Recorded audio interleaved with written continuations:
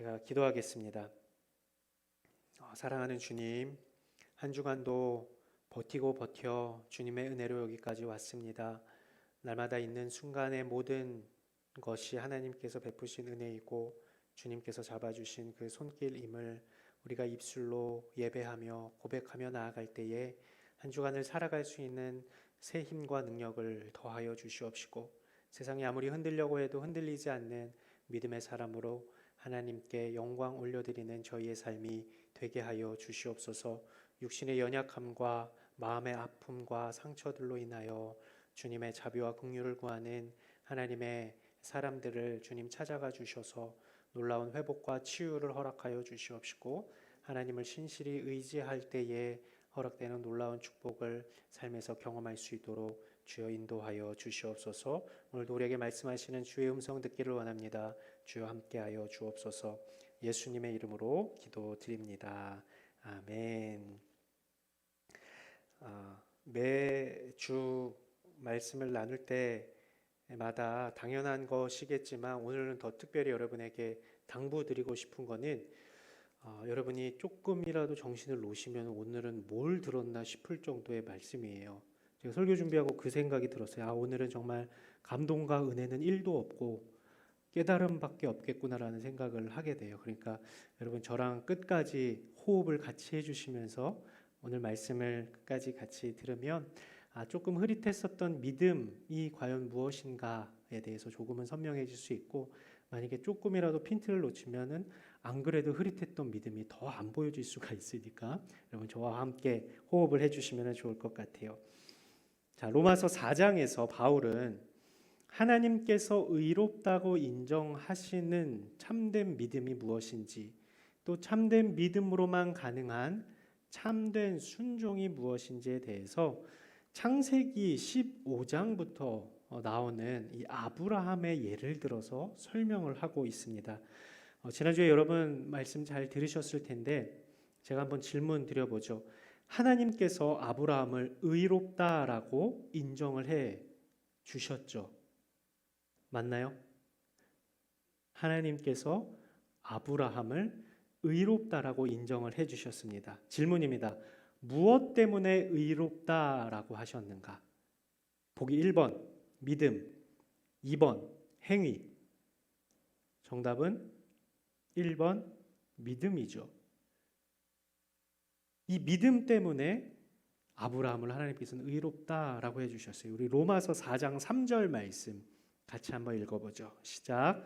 성경은 무엇이라고 말합니까? 아브라함이 하나님을 믿으니 이것이 그에게 의로 여겨졌다라고 합니다.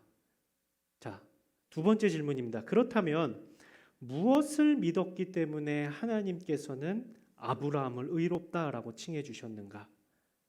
표면적으로는 하나님의 약속을 믿었기 때문에 의롭다라고 해주셨지만 궁극적으로는 약속을 하신 하나님 그분 자체를 믿었기 때문에 그 믿음으로 하나님께서는 아브라함을 의롭다라고 칭해 주세요. 우리 오늘 창세기 말씀을 좀 볼 겁니다. 창세기 15장 6절 말씀 같이 읽겠습니다. 시작. 아브라함이 여호와를 믿었습니다. 그를 의롭게 여기셨습니다. 아브라함이 여호와를 믿었습니다. 그런데 우리는 아브라함이 100세에 얻은 아들을 바치라는 하나님의 말씀에 순종했기 때문에 의롭다라고 인정을 받았다고 생각을 해요. 아닌가요? 자, 지금 우리가 보고 있는 말씀은 창세기 15장, 16장, 17장 말씀인데, 하나님께서 이삭을 주시고 이삭을 바쳐라라고 하신 사건은 창세기 22장에 나와요. 근데 우리가 생각할 때 하나님께서 아브라함을 의롭다, 그의 믿음을 보시고 의롭다라고 인정해 주신 사건이 창세기 22장에 아브라함이 이삭을 하나님께 바친 사건 때문에 하나님이 아브라함을 의롭다라고 인정해 주신 걸로 우리가 생각을 하는데, 그게 아니라 방금 본 창세기 15장에 하나님께서는 아브라함을 의롭다라고 칭해 주셨다라는 거예요. 이 시점이 이해가 되시죠? 창세기 15장에는 아브라함이 아직 이삭을 얻지 못한 상황이에요. 자, 창세기 15장에서 환상 중에 아브라함은 하나님을 만나고 하나님께서 그에게 상급을 주실 것이다 라고 말씀을 하시는데 아브라함이 이야기를 해요. 우리 창세기 15장 2절 말씀 같이 보겠습니다. 시작. 그러자 아브라함이 말했습니다.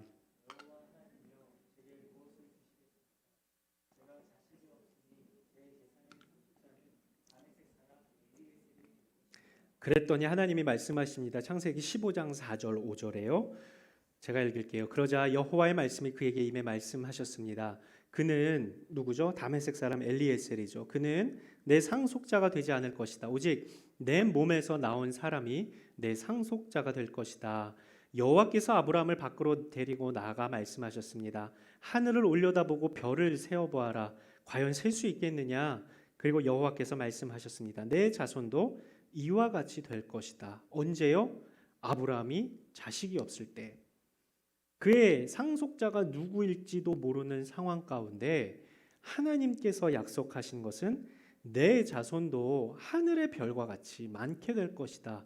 언제요? 아브라함이 자식이 없을 때. 그리고 이어지는 말씀이 15장 6절, 아까 처음에 말씀 읽었었던 말씀이에요. 창세기 15장 6절 말씀 한 번 더 같이 읽겠습니다. 시작. 아브라함이 여호와를 믿었습니다. 그래서 여호와께서 아브라함의 그런 믿음 때문에 그를 의롭게 여기셨습니다. 아브라함은 자신의 혈통을 따라서, 즉 자신의 아내인 사라를 통해서 아이를 출산하지 못할 것이라고 생각을 하고 있었어요. 그래서 그의 신복이었었던 엘리에셀이 나의 후계자, 나의 상속자가 될 것이다 라고 생각을 하고 있었는데 하나님은 아니다. 너의 종 엘리에셀이 아니고 네 몸에서 나온 사람이 너의 상속자가 될 것이고 너의 자손은 하늘의 별과 같이 번성케 될 것이다 라고 약속하셨는데 아브라함이 어떻게 했대요? 그 약속을 믿었더니 하나님께서 그를 그 약속을 믿은 믿음 때문에 그를 의롭다라고 인정해 주셨다라는 거예요. 자, 세 단계의 순서가 나와요. 첫 번째 단계, 이 굉장히 중요해요. 첫 번째, 그가 하나님의 약속을 믿었다. 그리고 두 번째, 약속을 믿은 그를 의롭다라고 칭해 주셨다. 그가 하나님의 약속을 믿은 것이 첫 번째 단계고 두 번째가 약속을 믿은 그를 의롭다라고 인정해 주신다는. 그런데 웬걸 자신의 아내 사라에게서는 이 사라의 몸에서는 아이가 나올 생각을 안 하고 오히려 이 사라의 몸종이었었던 하갈에게서 아이를 출산하죠. 그게 창세기 16장에 나와요. 16장 4절 말씀. 아브라함이 하갈과 동침하니 하갈이 임신을 하게 됐습니다. 그 사람이 바로 이스마엘이죠. 이때 아브라함의 나이가 86세였습니다. 그리고 그 후로 13년이라는 시간이 흘러요. 이 이스마엘을 낳은 기록이 16장에 나오고 17장에 다시 한번 하나님께서 아브라함에게 나타나시는데 이 16장과 17장은 이 종이 한 장 차이인데 최소 13년 이상의 시간 차이가 있어요. 13년이 흘렀어요. 아브라함이 이스마엘을 낳았을 때가 몇 살이라 그랬죠? 86세. 근데 13년이 지났으니 몇 살이 됐어요? 99세가 됐어요. 99세 창세기 17장에 하나님께서 다시 나타나셔서 13년 이전에 아브라함에게 약속하셨었던 그 약속을 다시 상기시켜 주십니다. 17장 1절과 2절 말씀 같이 읽죠. 시작. 아브라함이 99세 때 여호와께서 그에게 나타나 말씀하셨습니다. 나는 전능한 하나님이다. 너는 내 앞에서 온 마음으로 순종하며 깨끗하게 행하여라. 내가 나와 너 사이에 언약을 맺을 것이다. 그리고 내가 너를 심히 크게 번성하게 하겠다. 깜짝 놀랄 만한 소리를 듣고 아브라함이 엎드려서 하나님의 음성을 듣습니다. 그리고 이어서 하나님께서는 말씀하세요. 17장 4절에서 6절입니다. 제가 읽을게요. 보아라, 내가 이제 너와 언약을 세우니 너는 수많은 나라들의 조상이 될 것이다. 이제 더 이상 내 이름이 아브라함이라 불리지 않을 것이다. 내 이름은 아브라함이라 불릴 것이다. 내가 너를 많은 나라들의 조상으로 삼았기 때문이다. 내가 너를 크게 번성케 하겠다. 내가 너로 말미암아 나라들을 세울 것이며 왕들이 너로부터 나올 것이다. 16장과 17장 사이 13년에서 14년 전에 약속하신 그 약속을 다시 한번 알려주시며, 아브라함은 그 약속을 시간이 지나서 잊었는지 모르겠지만 하나님은 그 약속을 잊지 않고 기억하고 계시고 반드시 그 약속을 지키실 것임을 다시 17장에서 확인시켜 주십니다. 하나님 편에서는 아들을 아브라함에게 주시겠다고 약속을 하신 것이고, 이제 하나님께서는 아브라함이 지켜야 할 약속을 말씀하세요. 우리 17장 10절 11절 말씀 같이 한번 읽죠. 창세기 17장 10절 11절 제가 읽겠습니다. 나와 너 사이에 그리고 내 뒤에 올 자손 사이에 맺은 내 언약, 곧 너희가 지켜야 할 언약은 이것인데 너희 가운데 모든 남자는 다 할례를 받아야 한다. 너희는 보피를 베어 할례를 행하여라. 이것이 나와 너희 사이에 맺은 언약의 표시가 될 것이다. 뭐 하래요? 할례 하랍니다. 할례를 하라는 것, 그리고 아브라함은 그 약속에 순종하죠. 창세기 17장 24절 말씀 같이 읽겠습니다. 창세기 17장 24절 말씀 또 제가 읽겠습니다. 할례를 받을 때 아브라함의 나이가 99세였다. 자, 15장, 16장, 17장까지 여러분 잘 오셨어요? 괜찮으세요? 안 괜찮아도 어쩔 수 없습니다. 자, 두 단계를 말씀드렸어요. 첫 번째, 그가 하나님의 약속을 믿었다. 두 번째는 약속을 믿은 그를 의롭다라고 하셨다. 그리고 세 번째는 약속에 순종하다. 약속을 믿음, 의롭다 칭함을 받음, 그 다음이 순종이에요. 믿었고 의롭다 칭함을 받았고 그 다음이 순종이라는 거예요. 자, 질문입니다. 아브라함이, 좀 응용 질문이에요. 조금 생각하셔야 돼요. 아브라함이 하나님으로부터 의롭다라고 인정을 받았을 때 그는 할례를 받은 상태였나요? 아니었나요? 아니죠. 예. 17장에 돼서야, 아브라함이 99세가 돼서야 할례를 받았다라고 이야기를 해요. 그런데 하나님께서 아브라함을 의롭다라고 칭해 주신 것은 15장의 사건이에요. 이 얘기가 로마서 4장 10절 말씀입니다. 로마서 4장 10절 말씀 같이 한번 읽죠. 로마서 4장 10절 말씀 또 제가 읽겠습니다. 그러면 이것이 어떻게 의로 여겨졌습니까? 그가 할례를 받은 때입니까? 아니면 할례를 받지 않은 때입니까? 할례를 받은 때가 아니라 할례를 받지 않은 때입니다. 그러나 그는 앞에서 본 것처럼 99세 때 그의 집안 모든 사람들과 함께 할례를 받아서 그는 유할례자가 되었죠. 그래서 그런 결론이 나오는 거예요. 로마서 4장 11절 12절 제가 같이 읽을게요. 같이 읽겠습니다. 시작. 그가 할례의 표를 받은 것은 할례를 받지 않은 때에 얻은 믿음의 의를 확증하는 것이었습니다. 이는 아브라함이 할례 받지 않은 사람으로 믿는 모든 사람들의 조상이 돼 그들도 의롭다는 인정을 받게 하려는 것이었습니다. 그는 또한 할례 받은 사람의 조상이 됐습니다. 곧 할례를 받았을 뿐 아니라 우리 조상 아브라함이 할례를 받지 않은 때에 가졌던 믿음의 발자취를 따르는 사람들의 조상이 됐습니다. 괜찮으세요? 아브라함의 사건과 하나님께서 의롭게 하셨었던 때와 그런 어떤 모든 플로우를 여러분 아시겠어요? 그래서 이 아브라함을 예로 사도 바울이 로마서에서 이야기하는 믿음에 대해서 오늘 세 가지를 짧게 정리해서 살펴보겠습니다. 첫 번째, 하나님께 의롭다는 인정을 받을 수 있는 유일한 기준은 믿음이라는 겁니다. 유대인이나 비유대인이나 할례를 받은 사람이나 그렇지 않은 사람이나 그 어떤 출신 성분과 모습과 상황과 상관없이 하나님께서 의로 여겨주시는 그 기준은 믿음이라는 거예요. 말씀드렸다시피 아브라함이 하나님께 의롭다라고 칭함을 받았을 때에는 할례를 받기 이전이었고 그 상속자로 하여금 유대인의 조상이 되었기 때문에 할례를 중요하게 생각하는 유대인이나 그렇지 않은 비유대인이나 모두가 의롭다라고 인정을 받을 수 있는 대상이 된다. 즉 구원을 받을 수 있는 대상은 모두가 된다라는 거예요. 그리고 이 구원은 믿음으로 말미암는다라는 거죠.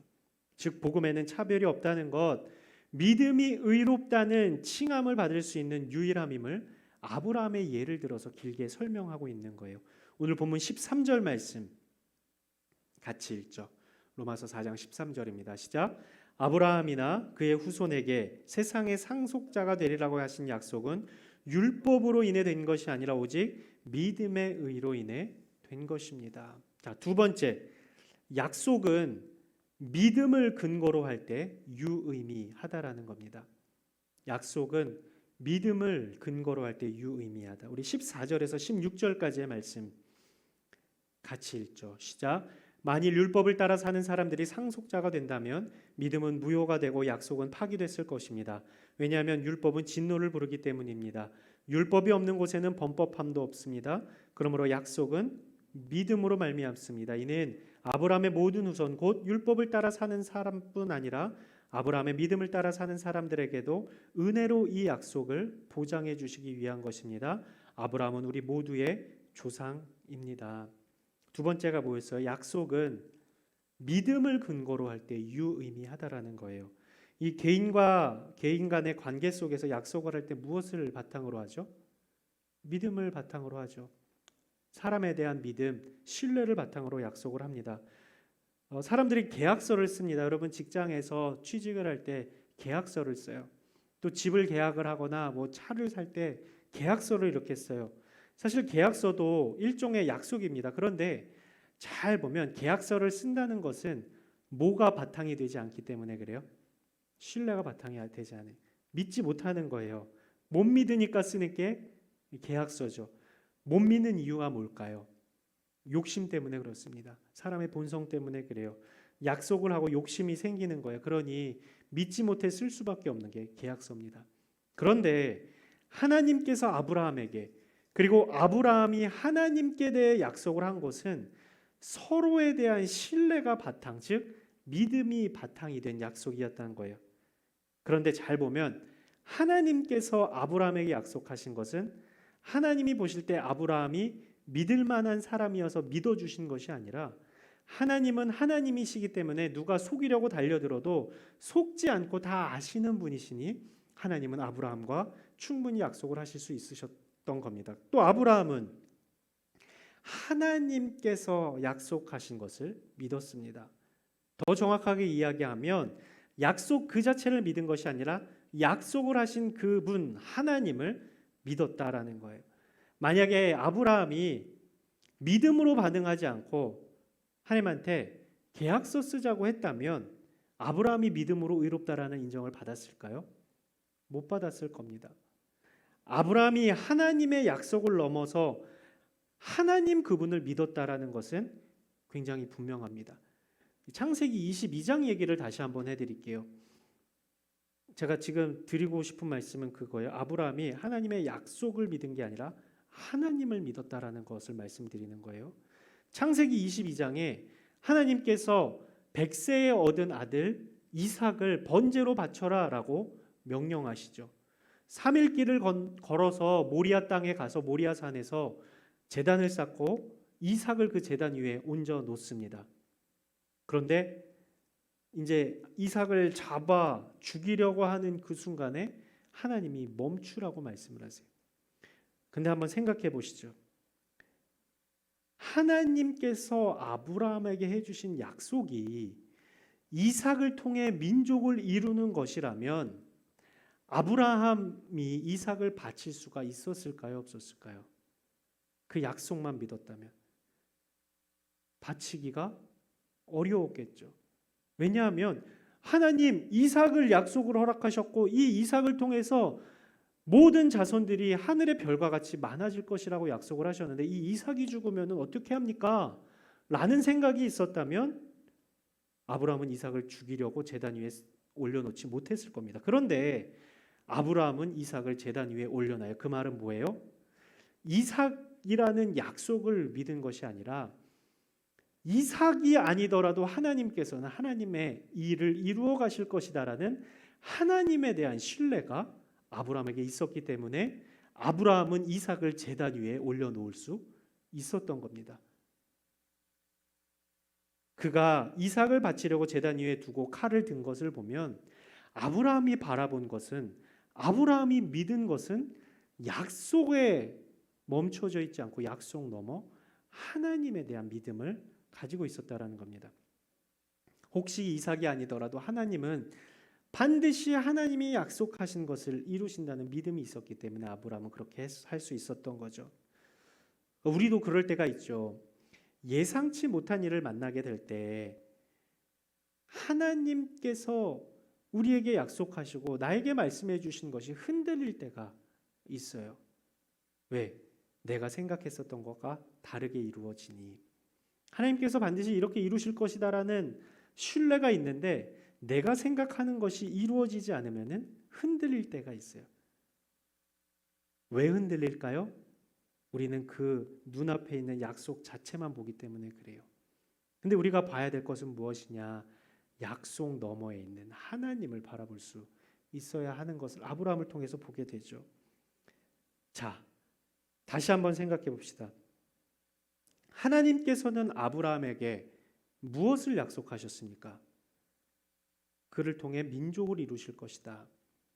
그에게서 난 씨를 통해 상속자를 주시겠다라는 약속이었어요. 자녀를 주시겠다라는 거죠. 99세가 되어서 그 약속을 아브라함은 다시 한번 확인합니다. 99세의 아들을 낳는 게 가능한가요? 그때 아내 사라의 나이는 89세였습니다. 생물학적으로 아이를 임신하고 출산하는 것이 불가능한 때였어요. 즉, 바꾸어 말하면 생물학적으로 아이를 임신하기에는 그의 몸이 이미 죽은 몸이었다라는 거예요. 그게 17절 말씀이에요. 17절 말씀 보죠. 로마서 4장 17절 말씀 같이 읽죠. 시작. 기록되기를 내가 너를 많은 민족의 조상으로 세웠다라고 한 것과 같습니다. 아브라함은 그가 믿은 하나님 곧 죽은 사람을 살리시며 없는 것을 있는 것 같이 부르시는 하나님 앞에서 우리의 조상이 됐습니다. 어떻게 돼요? 곧 죽은 사람을 살리시며 없는 것을 있는 것 같이 부르시는 하나님 앞에. 죽은 사람을 살리셨다라는 말이 무엇이에요? 생명을 잉태할 수 없었던 사라의 몸을 살리셔서 잉태할 수 있게 하실 하나님에 대한 믿음을 아브라함이 가졌다라는 거죠. 이는 바울의 표현대로 소망이 없는 가운데 소망을 갖고 믿었다라는 거예요. 우리 18절 19절 말씀도 같이 읽겠습니다. 18절 19절입니다. 시작. 아브라함은 소망이 없는 가운데서도 소망을 갖고 믿었습니다. 이는 내 후손이 이와 같을 것이다라고 하신 말씀대로 많은 민족의 조상이 되게 하기 위한 것이었습니다. 아브라함은 100세나 돼 이미 자기 몸이 죽은 것 같고 사라의 태가 죽은 것 같음을 알고도 믿음이 약해지지 않았습니다. 살아있지만 죽었다고 생각한 거예요. 어떤 면에 있어서요? 아이를 출산하는 것에 있어서는 살아있지만 죽은 몸이라고 스스로 여겼다라는 거예요. 자, 질문이에요. 죽은 줄 알았는데 살아나는 것을 두 글자로 뭐라 그러죠? 부활이라고 이야기를 해요. 즉 아브라함이 믿었던 것은 부활이었어요. 죽었던 몸이 생명을 날 수 있게 부활하는 것. 그의 믿음은 믿지 못할 상황 가운데 소망을 가지고 믿은 것이었고 그 믿음은 부활에 대한 믿음이었어요. 부활에 대한 아브라함의 믿음이 하나님으로부터 또한 의롭다라고 인정을 받아요. 우리 20절에서 22절도 같이 읽죠. 20절에서 22절 말씀 읽겠습니다. 시작. 그는 하나님의 약속을 믿고 의심하지 않았고 도리어 믿음이 굳건해져서 하나님께 영광을 돌리고 약속하신 그것을 또한 능히 이루실 것을 확신했습니다. 그러므로 이것이 그에게 의로 여겨졌습니다. 무엇이요? 부활에 대한 믿음. 자신과 사라의 몸이 죽었다라고 생각했는데 살아서 생명을 잉태할 수 있는 몸으로 부활시키실 것을 믿었다라는 거예요. 이 바울이 믿었었던 부활에 대한 아브라함이 믿었었던 부활에 대한 믿음을 아브라함의 때에서 끝난 것이 아니라 지금 우리에게도 이어지고 있다고 바울은 이야기를 해요. 그 23절에서 25절 말씀입니다.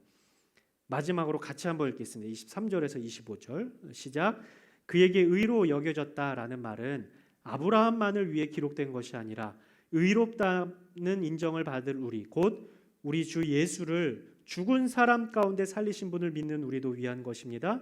예수께서는 우리의 범죄로 인해 죽음에 넘겨지셨고 우리의 의를 위해 살리심을 받았습니다.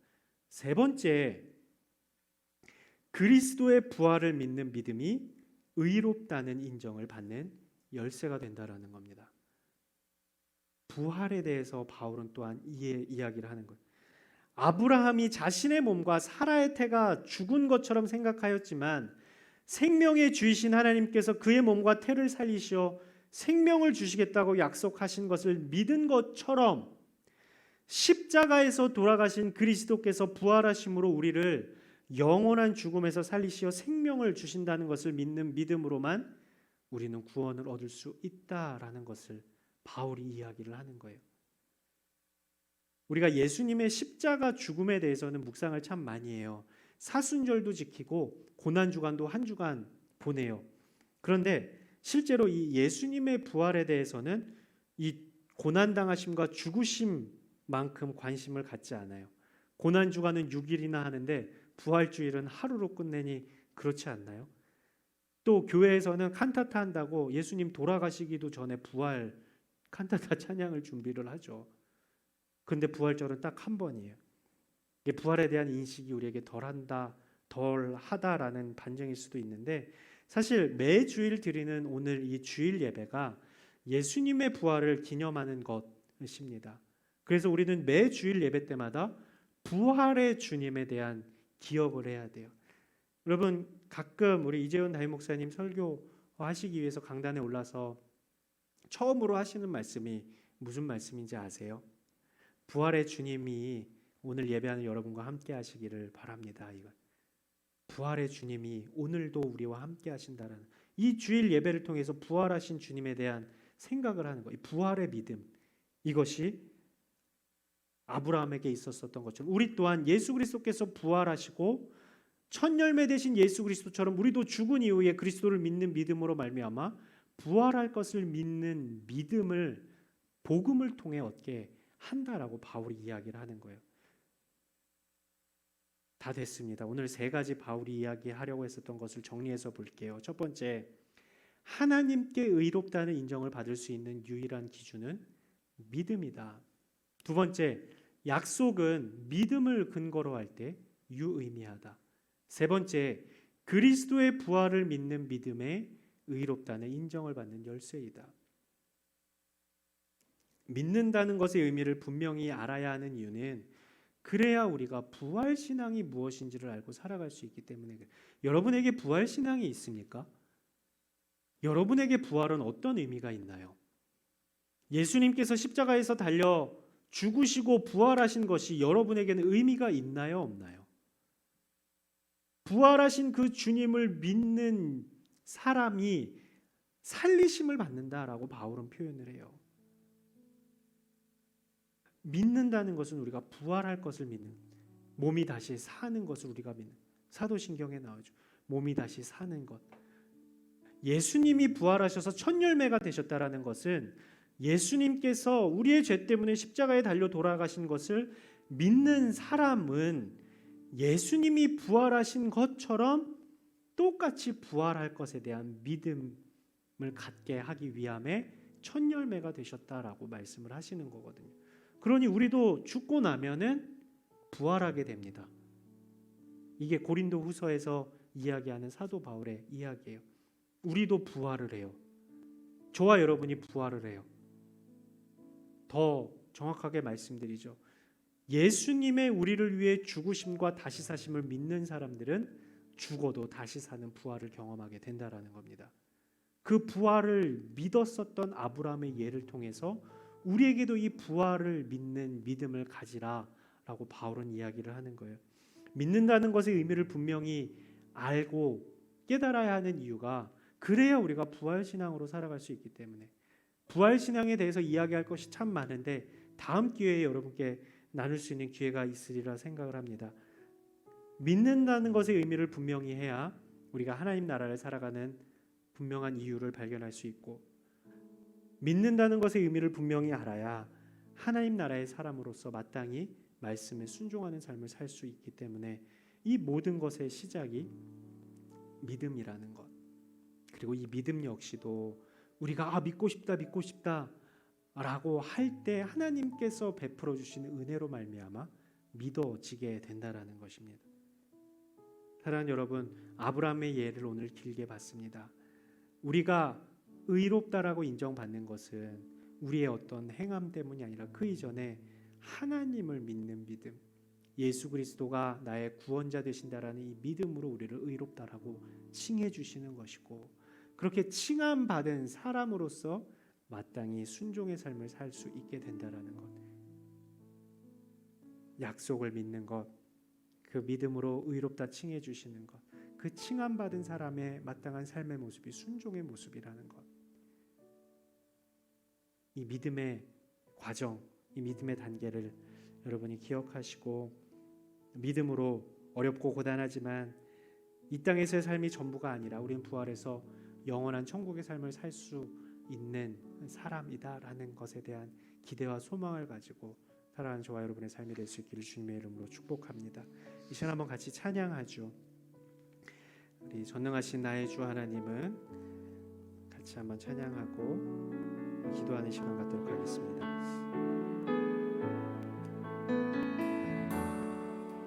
전능하신 나의 주 하나님은 능치 못하시리를 전혀 없네. 우리의 모든 간구도 우리의 모든 생각도 우리의 모든 꿈과 모든 소망도 신실하신 나의 주 하나님은 우리의 모든 괴로움 바꿀 수 있네. 불가능한 일 행하시고 불가능한 일 행하시고 죽은 자를 일으키시니 그를 이길 자 아무도 없네. 주의 말씀 의지하여 깊은 곳에 금을 던져 오늘 그가 놀라운 일을 이루시는 것 보라. 주의 말씀 의지하여 믿음으로 금을 던져 믿는 자에게 능치 못함 없네. 이 시간 다시 한번 찬양할 텐데요, 우리의 믿음을 한번 점검하며 찬양하면 좋겠습니다. 여러분은 하나님의 무엇을 믿고 있습니까? 하나님의 어떠하심을 믿고 있습니까? 아니면 하나님 그분을 믿고 있습니까? 하나님 그분을 믿고 있다면 내가 원하는 대로 하나님 해주시지 않아도 그분을 믿을 수 있어야 되는데, 하나님 그분을 우리가 믿지 못하니 나의 삶을 책임져 주실 것이다라는 신뢰가 없으니 내가 구하는 대로 안 해주시면 이내 하나님한테 서운한 표현을 해요. 하나님을 원망하기도 하고 하나님께 향해서 실망할 때도 있고 그렇죠. 그러나 하나님 그분을 믿는다면 하나님의 무엇, 하나님의 어떤 것, 하나님께서 뭐 주심 이것 바라보고 있는 것이 아니라 하나님을 바라본다면 우리는 흔들리지 않을 수 있지 않을까 싶습니다. 그것이 참 믿음이겠다 싶습니다. 우리 다시 한번 이 찬양 부를 때 우리 자리에서 일어나셔서 같이 한번 찬양하며 나아가겠습니다. 전능하신 나의 주 하나님은 전능하신 나의 주 하나님은 그분은 능치 못할 일이 전혀 없으신 분입니다. 능치 못하실 일 전혀 없네. 우리의 모든 간구도 우리의 모든 생각도 우리의 모든 꿈과 모든 소망도 신실하신 나의 주 하나님, 신실하신 나의 주 하나님은 우리의 모든 괴로움 바꿀 수 있네. 불가능한 일 행하시고 죽은 자를 일으키시니 그를 이길 자 아무도 없네. 주의 말씀을 의지하여 깊은 곳에 금을 던져 오늘 그가 놀라운 일을 이루시는 것 보라. 주의 말씀을 의지하여 믿음으로 금을 던져 믿는 자에게 능치 못한 주의 말씀 의지하여 주의 말씀 의지하여 깊은 곳에 금을 던져 오늘 그가 놀라운 일을 이루시는 것 보라. 주의 말씀 의지하여 믿음으로 금을 던져 믿는 자에게 능치 못한 주의 말씀 의지하여 주의 말씀 의지하여 깊은 곳에 금을 던져 오늘 그가 놀라운 일을 이루시는 것 보라. 주의 말씀 의지하여 믿음으로 금을 던져 믿는 자에게 능치 못한 믿는 자에게 능치 못함에 믿는 자에게 능치 못함 믿는 자에게 능치 못함에 믿는 자에게 능치 못함 없네. 자, 한번 같이 기도하실 때 주님, 내가 주님을 믿습니다. 내가 주님을 신뢰합니다. 주님, 정말 내가 주님을 주님으로 믿고 싶습니다. 눈에 보이는 무엇 때문에 주님을 믿는 것이 아니라 정말로 주님을 내가 믿기를 원합니다. 보이지 않고 만져지지 않고 심지어 우리가 일상의 삶 속에서도 느끼지 못할지라도 나를 사랑하셔서 당신의 외아들을 아낌없이 나를 위해 내어주신 그 주님을 내가 믿기를 원합니다. 주님, 우리가 믿기를 원합니다. 내 원함대로, 내가 간구한 대로, 내가 기도한 대로 응답되어지지 않는다 할지라도 내가 주님을 믿기를 원합니다.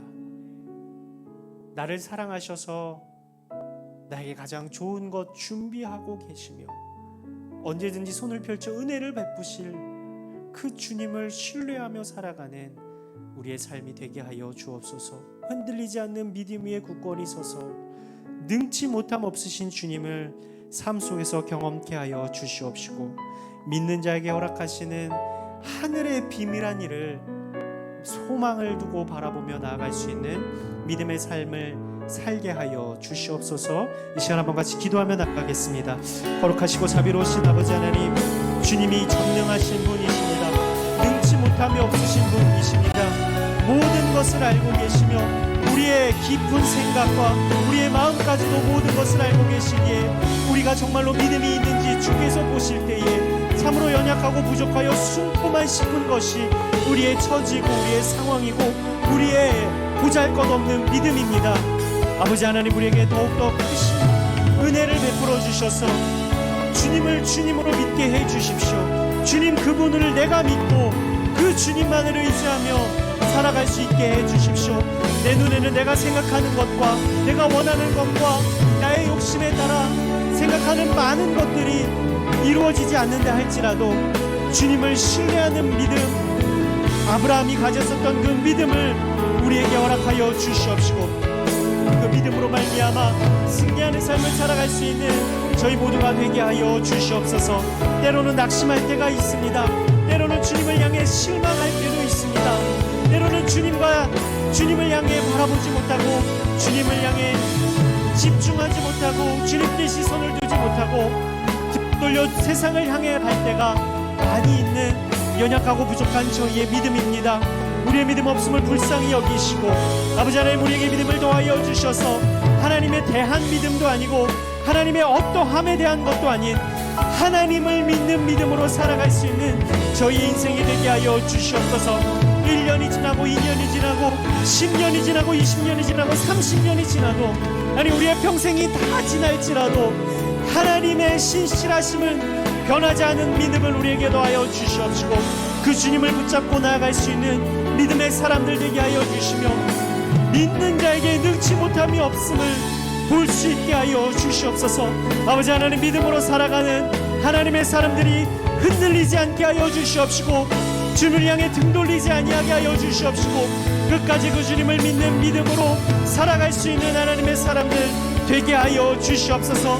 과연 물고기가 잡힐까 하는 생각 속에서도 그물을 내리라, 깊은 곳에 그물을 내리라 말씀하시는 주의 말씀에 순종했었던 믿음의 사람들처럼, 주님, 우리의 경험과 우리의 지혜와 세상이 말하는 방법이 주님께서 원하신 것과 다를지라도 하나님께서 말씀하실 때에 내 주님, 내가 순종하겠습니다. 내가 깊은 곳에 그물을 내리겠습니다. 그러하지 아니하실지라도 내가 주님을 믿는 믿음이 흔들리지 않겠습니다. 믿음으로 고백하며 나아가는 하나님의 사람들 되게 하여 주시옵시고, 그 믿음을 귀하다 여기시며 믿는 자에게 능치 못함을 허락하시는 하나님의 놀라운 자비와 긍휼이 삶 가운데 경험될 수 있는 믿음의 사람들 될 수 있도록 주여 인도하여 주시옵소서. 아버지 하나님, 우리의 상황에 많은 어려움들이 있고 많은 괴로움들이 있고 과연 하나님께서 살아계신가 하는 의심이 들 만큼 넘어질 것들이 투성이고 너무나도 산적해 있습니다. 그러나 주님이 나를 사랑하시며 지금도 여전히 나를 향해 당신의 시선을 고정하고 계시며 여전히 나를 이끌어 하나님의 놀라운 계획을 이루어가고 계심을 믿는 믿음으로 나아갈 수 있는 하나님의 사람들 될 수 있도록 주여 인도하여 주시옵소서.